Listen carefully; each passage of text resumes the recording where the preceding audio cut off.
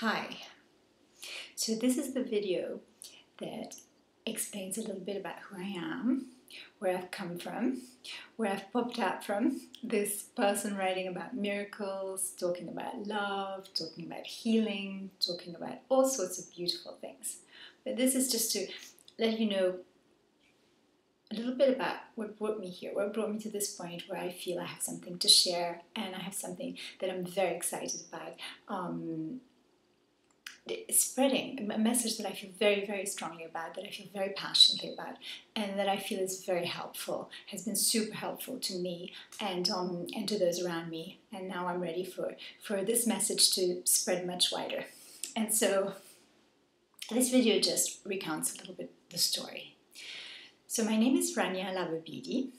I was born in Beirut. I came to London when I was 7 years old. I grew up in London. I went to a French school, to the French Lycée, and then I went to St. Paul's Girls' School, and then I went to Wellesley College in the US from there. I studied international relations at Wellesley, and Wellesley had an amazing career center. And through the career center, I was recruited to Wall Street, where I started a finance career that went on and on and on, and 10 years later I found myself as a director at Deutsche Bank, discussing basically going to Asia, bringing back some amazing ideas for European institutions and taking these companies around and introducing them. And it was a very exciting time in Asia's history because first time I went to China, everyone was still on bicycles, so we saw a decade of some amazing transformation from the region. And it was exciting for me. I got to travel to lots of new places. I got to meet some fascinating companies coming to markets. I had beautiful clients around Europe. I had wonderful bosses. I made big bonuses. I bought my home. I bought Chanel clothes. I ran around airports in very high heels.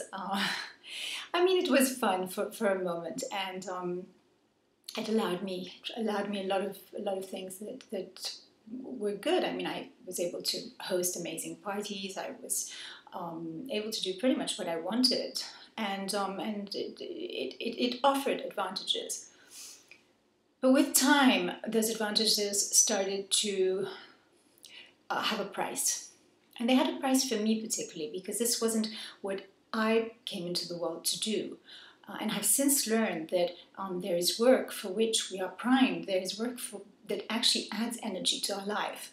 And that is the work we are here to do. I mean, I had friends who, from the age of 14, would go around in their bretelles and sort of say they look forward to being Gordon Gecko. And so for them, that was their dream. And that was definitely the right industry. It just wasn't right for my makeup.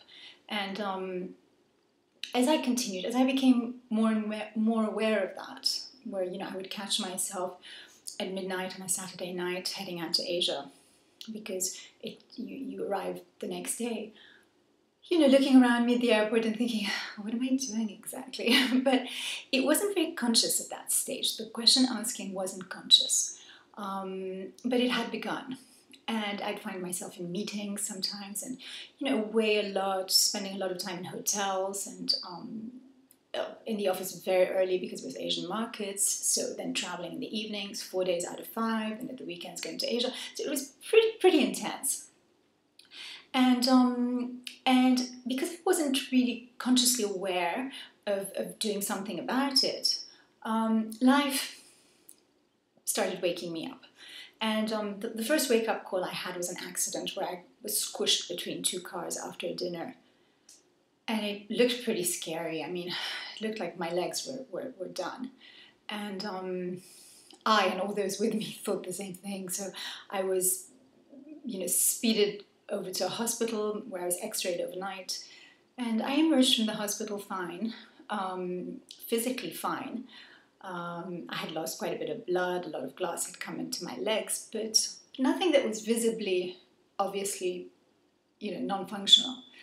So over the weekend, I went to Jimmy Choo and bought some flat Jimmy shoes instead of the high heels because I couldn't get into them. And on Monday, I was back on another roadshow, so traveling the entire week again. And I continued and continued, and it just got harder and harder.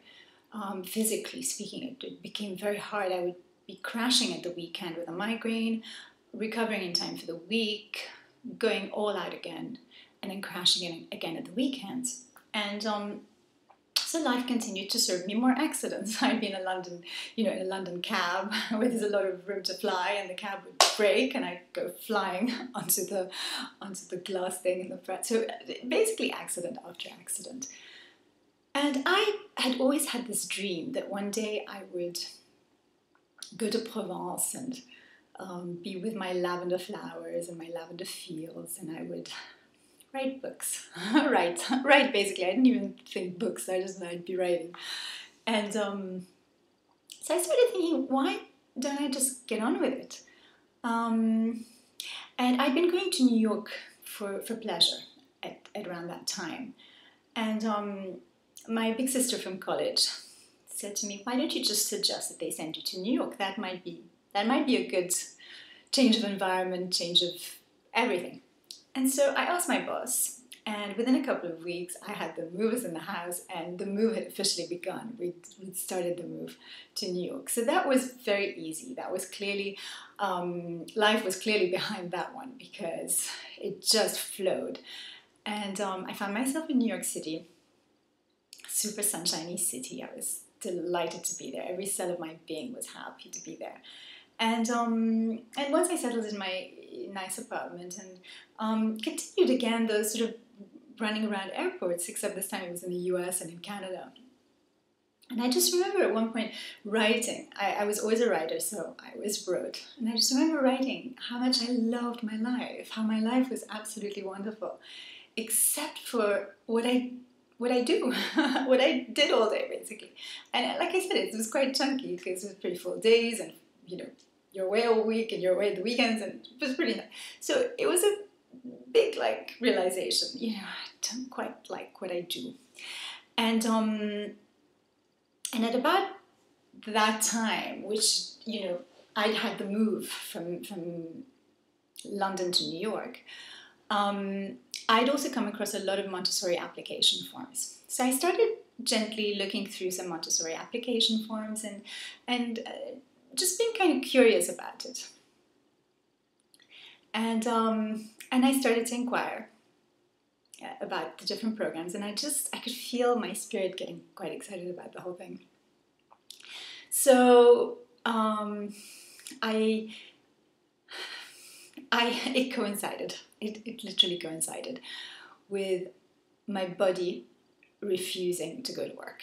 I basically the body just went on strike. It was like, can't do it anymore. And I remember my boss asking me, so when are you coming back? And I said, I don't know. And I literally at that point didn't know what would happen, because I was on a visa organized by the bank, so I could be shipped back to London.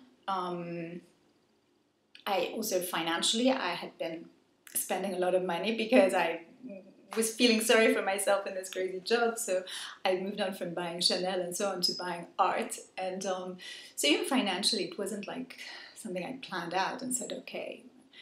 But it was just too hard for me to do it. It just got too hard. And my body just really was suffering. And so I surrendered. I mean, it wasn't conscious at that point. I didn't know any of the stuff that I'm going to be sharing with you going forward, but I did surrender, and it was very much in life's hands what would happen next. And the moment I did that, the moment I sort of was true to my heart, I was true to what was inside of me, I was true to my own truth, that was the moment that life showed me the miraculous journey that I'm going to share with you. It was as if life was waiting for me to get to that point. It was as if I'd received this invisible hug from life saying, oh, we've been waiting for you to get there. It just got so easy after that.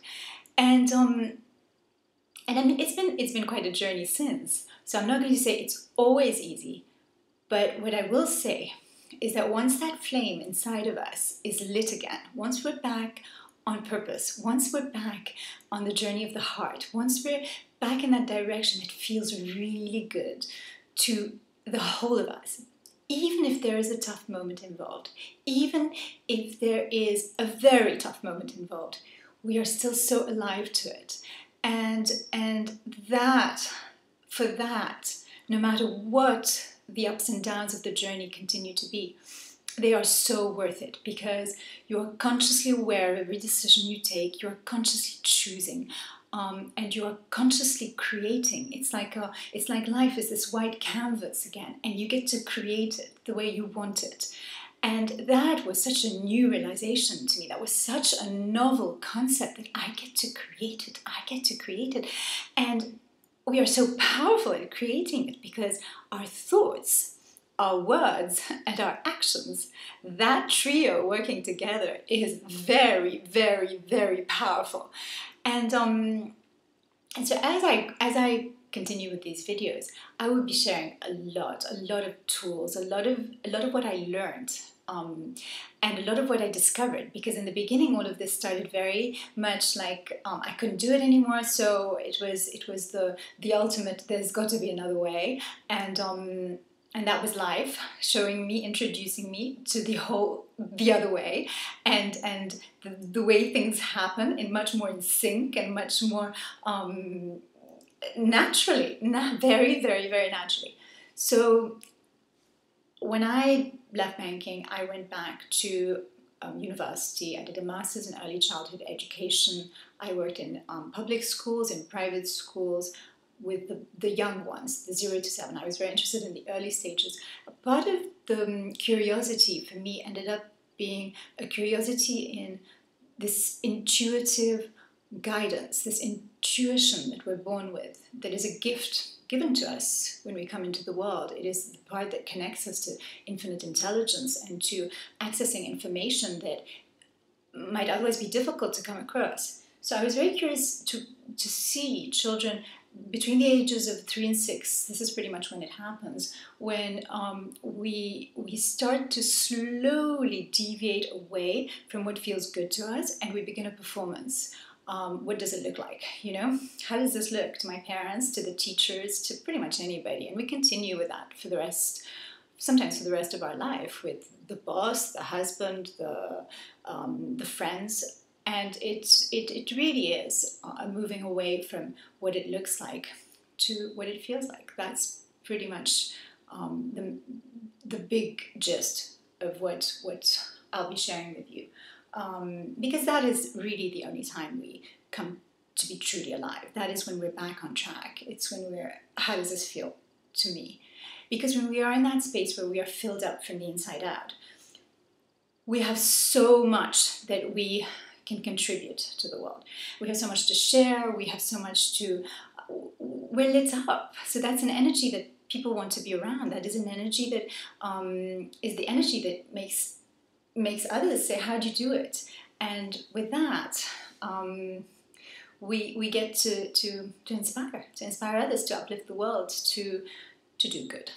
So I wrote a book as a result of all of this. So this book, Tap Into Miracles, it's a reminder, because we are all born knowing this.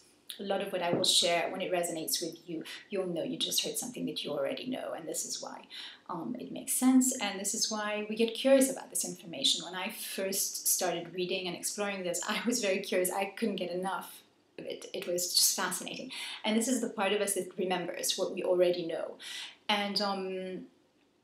And this book traces it through the whole Montessori. Dr. Maria Montessori very much believed that we come in as spirits here with natural intrinsic interests, things that we're here to do, things that we're here to excel at, because they're easy for us to do. They're just what we are formatted for.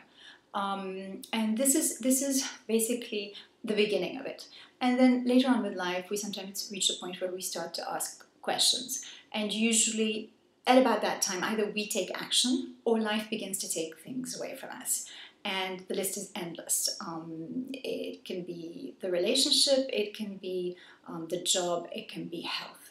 And if we pay attention and catch it quick, steer back in the right direction, great, good for us. And if we don't, life keeps going until we pay attention. Because in the end, life is for us. Life is completely supporting our journey back to our truth, our journey to our happiness. We're here to be happy. We're here to live gentle lives. We're here to live good lives. We're here to reach the end and remember that the only thing we're going to take away with us is the love we've given and the love we received. So it all comes back to love. And it all comes back to that choice we make on a daily basis, on a every thought basis. Are we choosing love? Are we choosing fear? And if we notice that it's a fear choice, to steer it back in the love direction, because that eventually leads to the miracles. So, lots more to talk about. This is just the where it all started video. I thought it was important that you know a little bit about my background. And from here, we'll continue the conversation. I had done a demo tape before this, just to see how this whole thing works, and I thought it was quite good, so it's on YouTube already. But anyway, there'll be a lot more videos, lots more tools to share. I'll share what's in this book, and I'll share a lot of things that that come up all the time, and things that I feel very strongly about and would love to share with you. So please share these videos with your friends. I would love that. Subscribe to the channel so you get the updates automatically. And any questions? My website exists, ranialababidi.com. I haven't been too active, but I will from now on. I definitely will get that bit together. So anyway, I wish you a lovely day, and until the next conversation. Bye.